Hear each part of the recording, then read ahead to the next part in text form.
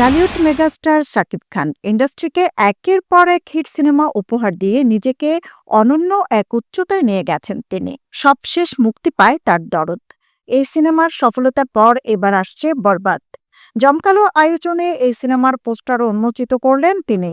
জানালেন সিনেমাটি নিয়ে তার প্রত্যাশা ও যুক্ত হওয়ার গল্প। বুধবার 18 ডিসেম্বর রাজধানীর হোটেল শেরাটনে জাঁকজমকপূর্ণ এই অনুষ্ঠানটির আয়োজন করা হয়।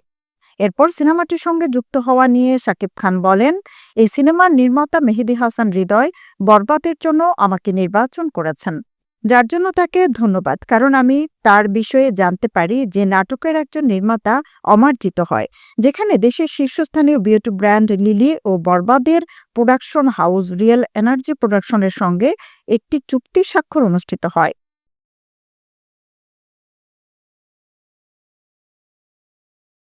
কে না কাজ করতে চায়। এরপর আমার সঙ্গে অনেকবার যোগাযোগ করার চেষ্টা করে, কিন্তু ব্যস্ততার কারণে আমার সময় হচ্ছিল না। তার আগ্রহ দেখে আমি ব্যস্ততার মাঝেই তাকে একদিন ডাকি।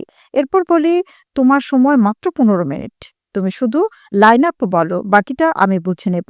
তারপর 15 মিনিট শেষ হয়ে মিটিং আরো দীর্ঘ হয়। এরপরে সিদ্ধান্ত নেই বরবাদ করার। এরপর সিনেমাটি নিয়ে নিজের প্রত্যাশার কথা বলে শাকিব খান আরও বলেন, বরবাদ ফিল্ম ইন্ডাস্ট্রিতে এক নতুন ইতিহাস রচনা করবে বলে আমি মনে করি। এই ছবিটি সম্পূর্ণ ভিন্ন আঙ্গিকে একটি গ্র্যান্ড সেটিংয়ে তৈরি করা হয়েছে, যাতে প্রতিটি কলাকুশলী মুন্সিয়ানার ছাপ রেখেছেন। আমি প্রত্যাশা করছি বরবাদ শুধু দেশে নয়, দেশের বাইরে বাংলা ভাষার কথা বলা সবার মন জয় করবে। আমার প্রত্যাশা আয়ের দিক থেকে এটি শতকোটির ক্লাবে প্রবেশ করবে। সিনেমাটি পরিচালনা করেছেন মেহেদী হাসান হৃদয়। এর শুটিং শুরু হয়েছিল 20 অক্টোবর। মুম্বাইতে এ ছবির বেশিরভাগ শুটিং সম্পন্ন হয়েছে।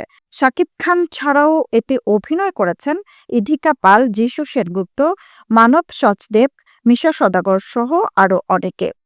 ছবির একটি আইটেম গানে পারফর্ম করেছেন পশ্চিমবঙ্গের নায়িকা নুসরাত জাহান। 2025 সালের রোজার ঈদে বাংলাদেশ সহ বিশ্বব্যাপী মুক্তি পাবে সিনেমাটি।